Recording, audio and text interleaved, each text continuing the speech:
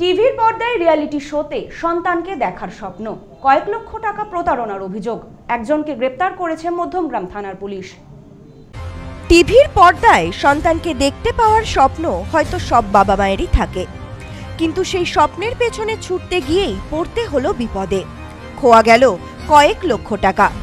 ঘটনায় গ্রেপ্তার একজন। বিষয়টি খতিয়ে দেখছে মধ্যমগ্রাম থানার পুলিশ। মধ্যমগ্রাম থানার এলাকার বাসিন্দা কাকলি ভট্টাচার্যকে প্রতিশ্রুতি দেওয়া হয় যে তার মেয়েকে রিয়েলিটি শোতে সুযোগ পাইয়ে দেওয়া হবে। তার দরুন লাগবে 3,87,000 টাকা। টিভির পর্দায় সন্তানকে দেখতে পাওয়ার স্বপ্ন হয়তো প্রত্যেক বাবা মারই থাকে, কিন্তু এই স্বপ্নের পিছনে ছুটতে গিয়ে প্রতারিত হতে হলো কাকলি দেবীকে। জানা যাচ্ছে, গত জুন মাস নাগাদ ঘোলা থানা এলাকার এক বাসিন্দা অর্ঘজিৎ দত্ত 3,87,000 টাকা নেন।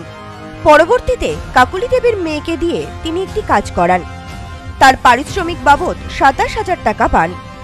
কিন্তু যখন কাকলি দেবী বুঝতে পারেন যে এই ব্যক্তির সঙ্গে রিয়েলিটি শো এর কোনো সম্পর্কই নেই, তখন কাকলি দেবী তার বাকি টাকা ফেরত চান। তখন তাকে নগদ 15,000 টাকা ফেরত দেন অভিযুক্ত, এবং তার সাথে একটি চেক দেওয়া হয়। বলা হয় জানুয়ারি মাসে তিনি যেন চেকটি ব্যাংকে জমা করেন, তিনি তার প্রাপ্য টাকা পেয়ে যাবেন।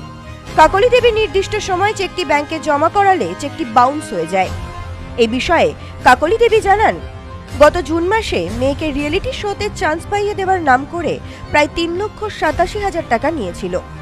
মাত্র 27,000 টাকার কাজ করিয়েছিল মেয়েকে দিয়ে, কিন্তু কোনো রিয়েলিটি শোতে কোনো সুযোগ করে দেয়নি। আমি বাকি টাকা ফেরত চাওয়াতে আমাকে একটি চেক দেয়, যেটি বাউন্স হয়ে যায়। এরপর আমি প্রশাসন ও মধ্যমগ্রাম থানার দ্বারস্থ হই। তারা আমায় যথাসাধ্য সাহায্য করছেন। এ বিষয়ে তিনি আরো বলেন, আমার মেয়ে জি বাংলায় চান্স করিয়ে দেবে বলে আমার মেয়ের থেকে 3,87,000 টাকা নিয়েছিল।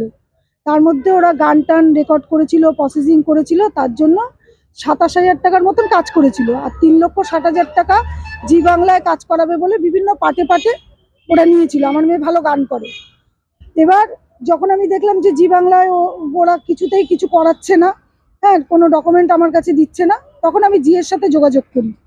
জি বাংলার রতিজিৎ ভট্টাচার্য, কল্যাণ ভট্টাচার্য, এরা সবাই আমাকে বললে আপনি থানায় যান, আমরা এইভাবে কোনো কাজ করাই না, আর এইভাবে আমাদের এখানে টাকা দিতেও হয় না, ভালো গাইলে সুযোগ পাবে। তখন আমি যে টাকাটা চেক মারফত দিয়েছিলাম, মানে ব্যাংক মারফত, সেই টাকাটার এগেইনস্টে আমি 1930-তে কমপ্লেন করি। ওরা মধ্যমগ্রাম থানায় ওদের ডেকে পাঠায়, আমাকেও ডেকে পাঠায়। ওরা যখন এসে দেখলো যে ওরা ফেঁসে যাচ্ছে, তখন ওরা থানা থেকে বেরিয়ে আমাকে একটা 3,25,000 টাকা চেক দিয়েছিল।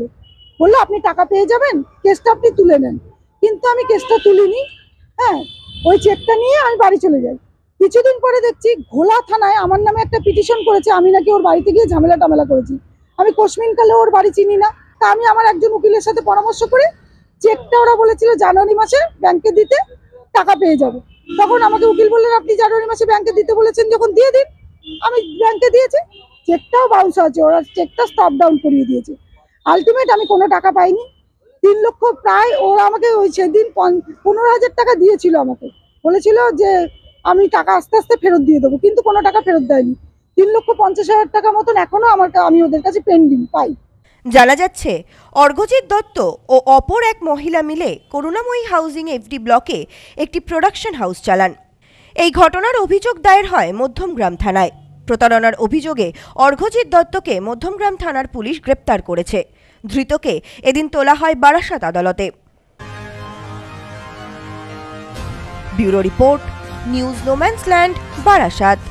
সম্প্রীতি guest house, hotel and restaurant. সমস্ত আধুনিক সুবিধাযুক্ত AC double bedroom, standard double bedroom, twin bedroom, deluxe double bedroom. আমাদের হোটেলেই রয়েছে বাঙালির খাবার সহ মাল্টি কুইজিন রেস্টুরেন্ট। শহরের মধ্যে অথচ সম্পূর্ণ নিরাপদ পরিবেশে থাকা খাওয়ার একমাত্র ঠিকানা Sampriti guest house, hotel and restaurant, Chakdah road, টবাজার, বনগাঁ। ফোন 03215257603।